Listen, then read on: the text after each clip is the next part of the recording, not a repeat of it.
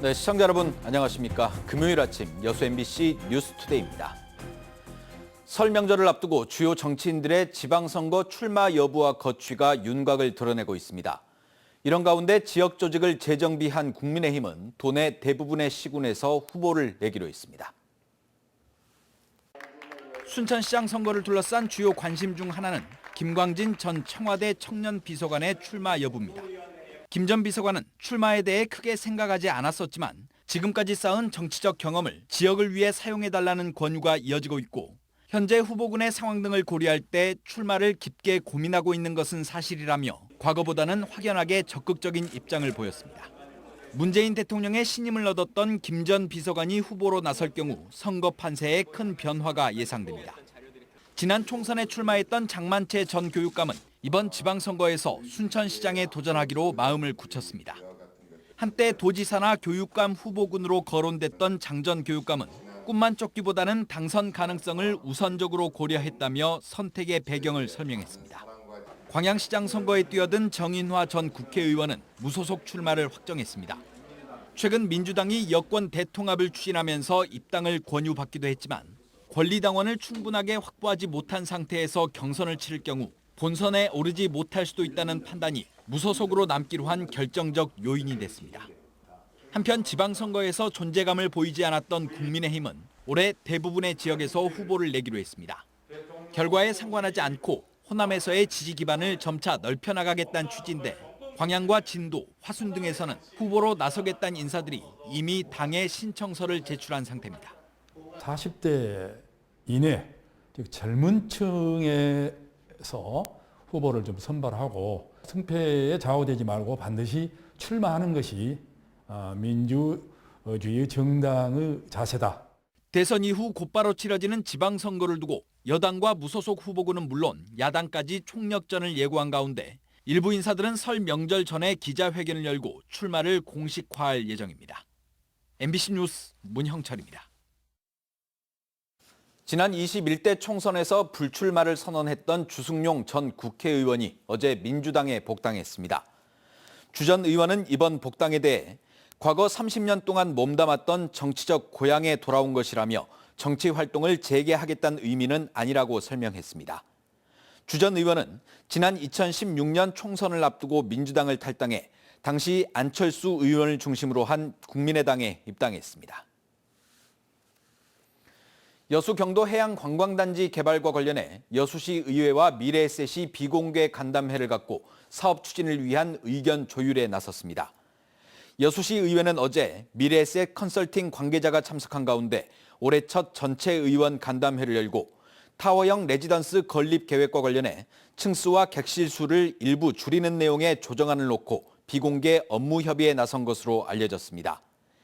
미래에셋이 추진하는 경도 해양 관광단지 개발 사업은 오는 2024년까지 1조 5천억 원을 투자해 관광 테마시설과 공공시설, 숙박시설 등을 건설할 예정이지만 타워형 레지던스 건립 계획에 대한 반대 정서에 부딪혀 사실상 사업 자체가 중단된 상태입니다. 네, 순천 모 아파트 관리소장의 갑질 보도 이후 피해를 당했다는 추가 제보가 이어지고 있습니다. 이 해당 관리소장이 아파트 공금을 착복하면서 흔적을 남기지 않기 위해 관리소 직원의 계좌를 이용하고 또 직원들로부터 명절마다 선물이나 현금을 상납받았다는 주장까지 제기되고 있습니다. 이 각종 의혹이 쏟아지자 순천시는 감사에 착수했습니다. 강서영 기자입니다.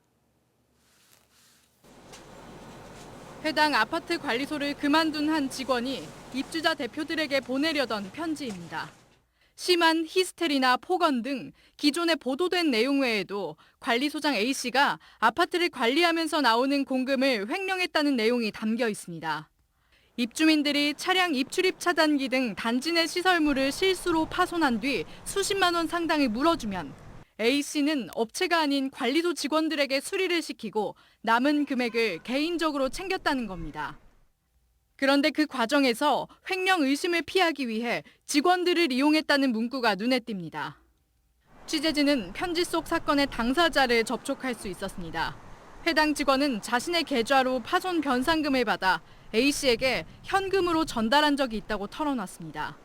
비슷한 일이 수차례 반복되자 해당 직원은 이상함을 느끼고 동료 직원에게 이 같은 상황을 전달했다는 말도 덧붙였습니다. 마지막으로 A씨가 변상금을 어떻게 정산했는지는 아무런 기록이 없어 그 누구도 모른다는 게 직원의 이야기입니다. 처음에는 이제 제 계좌를 알려주세요 해서 제 계좌를 다 알려줬단 말입니다. 그럼 그 계좌에 돈이 들어와요.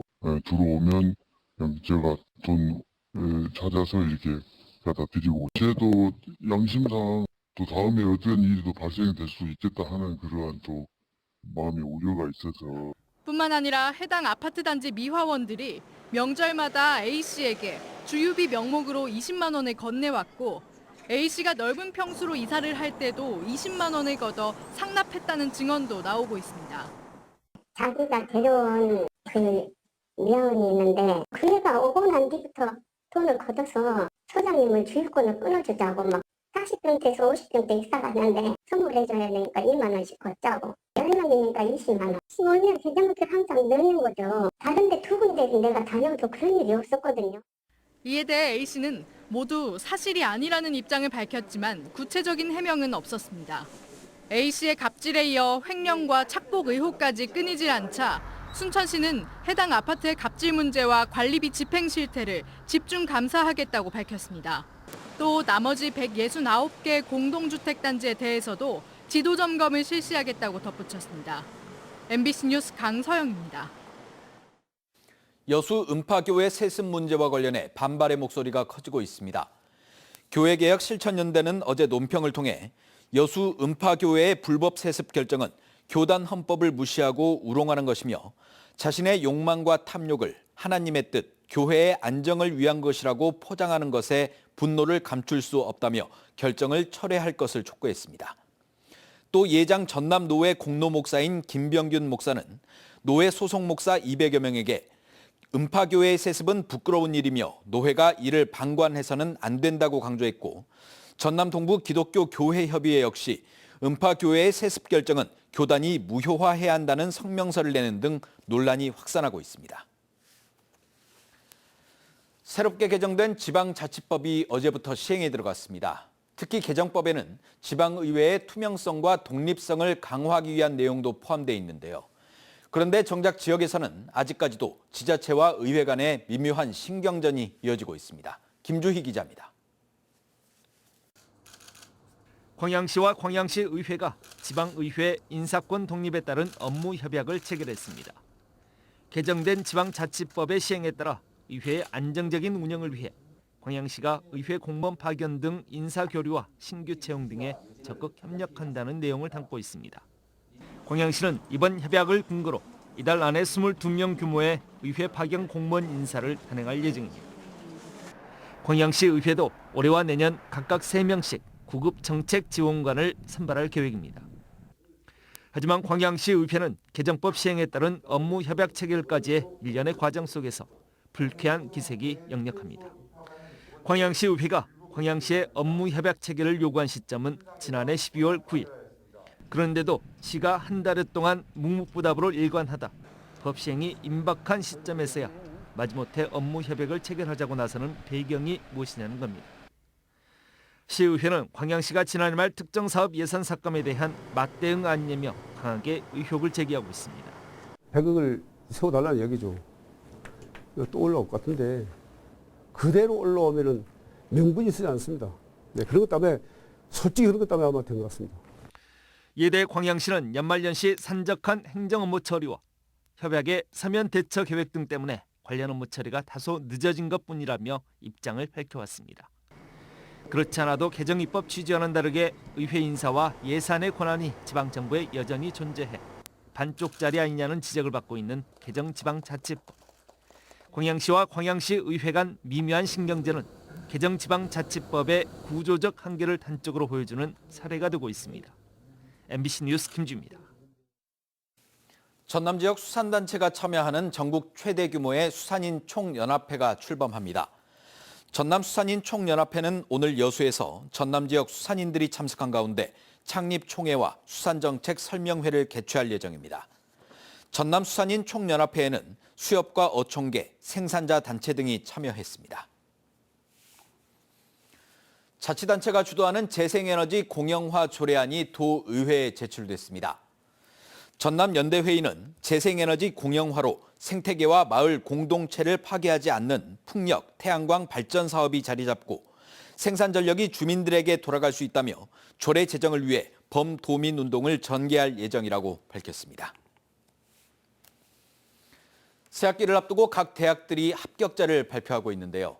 한 고령의 농민이 국립대 법대에 합격해 화제가 되고 있습니다. 김한수 기자입니다.